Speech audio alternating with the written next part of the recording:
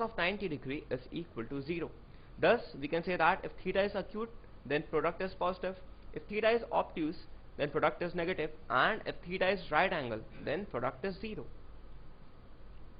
The important thing to note is the dot product of two vectors is a real number and not a vector z. So important thing is, if we multiply two vectors by dot product, then the resultant value is a real number and it is not a vector. Now let's try to understand the geometrical interpretation of dot product. Let us try to see this figure. This is O, this is P, and this is A. Now let us say that OB is nothing but equal to vector A and OA is the vector A. Let theta be the angle between vector A and vector B. Now A dot B would be equal to modulus of vector A into modulus of vector B into cos of theta, or we can write it as modulus of vector A into modulus of vector B cos theta. Now if we consider this triangle OBM, then OB is equal to the magnitude of vector B, and when it is multiplied by cos theta, then it is equal to the length OM. Thus OM is the projection of OB, and so modulus of B times cos theta is nothing but the projection of vector B on A. Thus A dot B would be equal to the magnitude of vector A into the projection of vector B on A.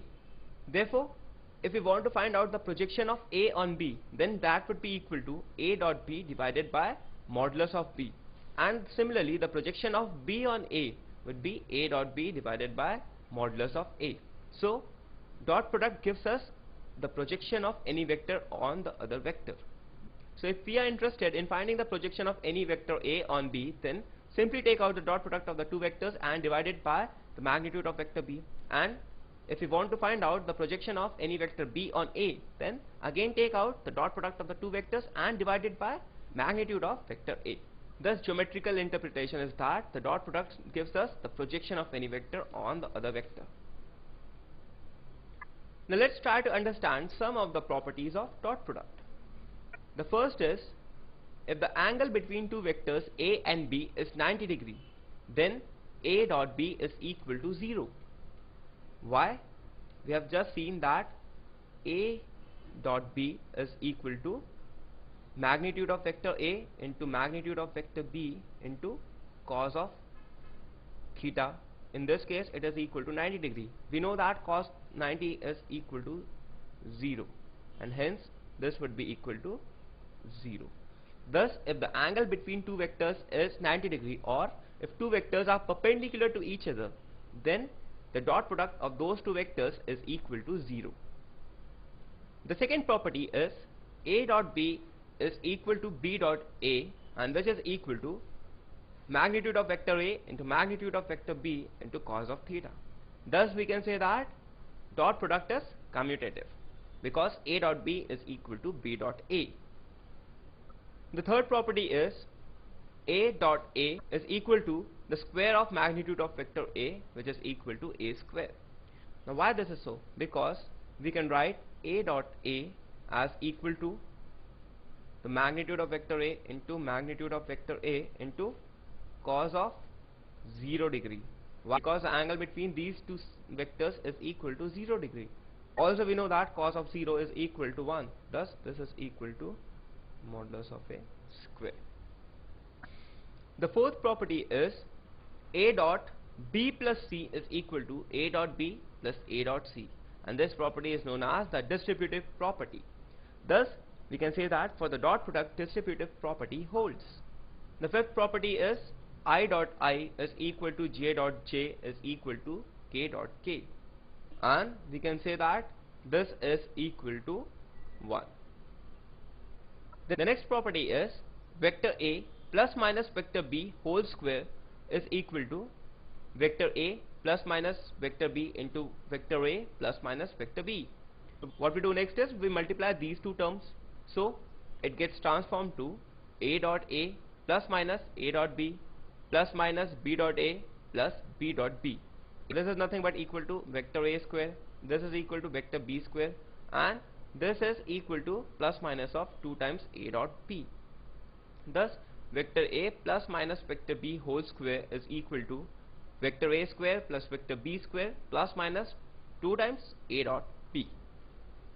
The seventh property, and which is the fundamental property, is if vector A can be written as a1 I cap plus a2 j cap plus a3 k cap, and vector B is equal to b1 I cap plus b2 j cap plus b3 k cap, then A dot B would be equal to a1 b1 plus a2 b2 plus a3 b3. So we can say that the dot product is equal to product of coefficients of I cap plus the product of coefficients of j cap plus the product of coefficients of k cap. Thus A dot B is equal to a1 b1 plus a2 b2 plus a3 b3. Now if the angle between two vectors is theta, then cos theta would be equal to a1 b1 plus a2 b2 plus a3 b3 divided by under root of a1 square plus a2 square plus a3 square into under root of b1 square plus b2 square plus b3 square. Now why this is so? If you write A equal to a1 I cap plus a2 j cap plus a3 k cap, and similarly if you write vector B as equal to b1 I cap plus b2 j cap plus b3 k cap. Now we know that A dot B would be equal to magnitude of vector A into magnitude of vector B into cos of theta. So cos theta would be equal to A dot B divided by the magnitude of vector A into magnitude of vector B. Now we know that A dot B would be equal to a1 b1 plus a2 b2 plus a3 b3, and similarly the magnitude of vector A would be equal to under root of a1 square plus a2 square plus a3 square, and the magnitude of vector B would be equal to under root of b1 square plus b2 square plus b3 square. And thus when we put the values over here, we get this expression cos theta equal to a1 b1 plus a2 b2 plus a3 b3 divided by under root of a1 square plus a2 square plus a3 square into under root of b1 square plus b2 square plus b3 square. Now let's try to solve an example. This problem appeared in IITJ in 1995, and it says that let u, v and w be vectors such that vector u plus vector v plus vector w is equal to 0. If modulus of vector u is equal to 3, if modulus of vector v is equal to 4 and modulus of vector w is equal to 5, then u dot v plus v dot w plus w dot u is, option number A is 47, option number B is -25, option number C is 0, and option number D is 25. So in this problem we have been given three vectors, and the condition given to us is u plus v plus w equal to 0. The magnitude of vector u is equal to 3, the magnitude of vector v is equal to 4, and the magnitude of vector w is equal to 5.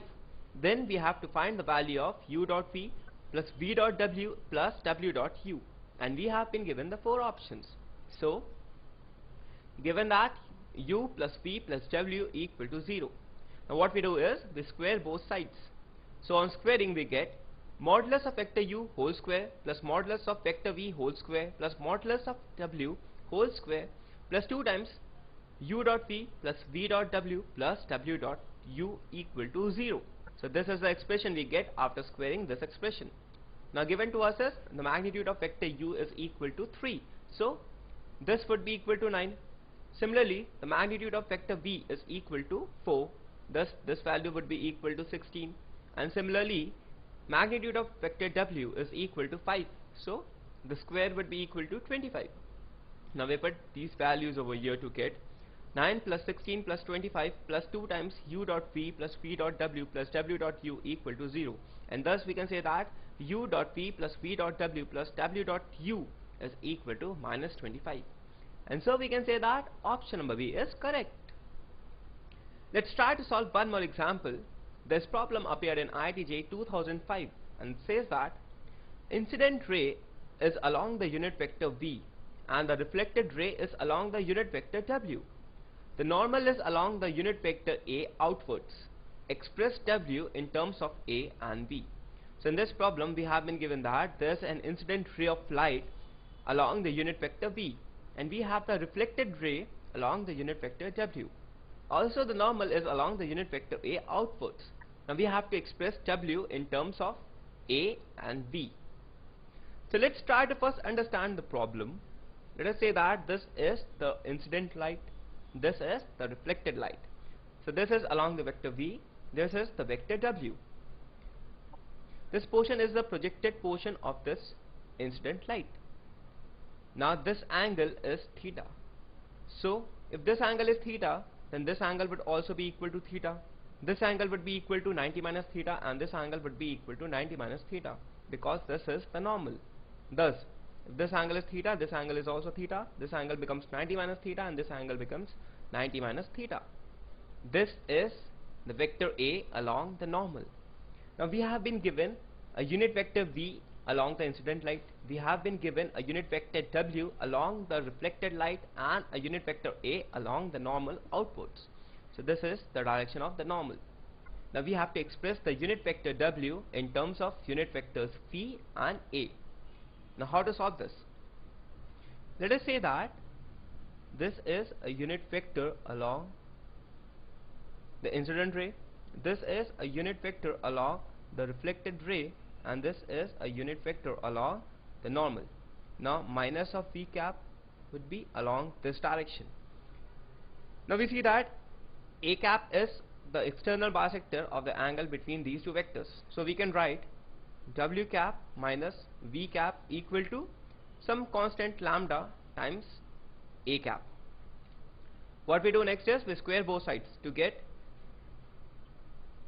minus 2 times the dot product of these two vectors equal to lambda square into the modulus of A cap square.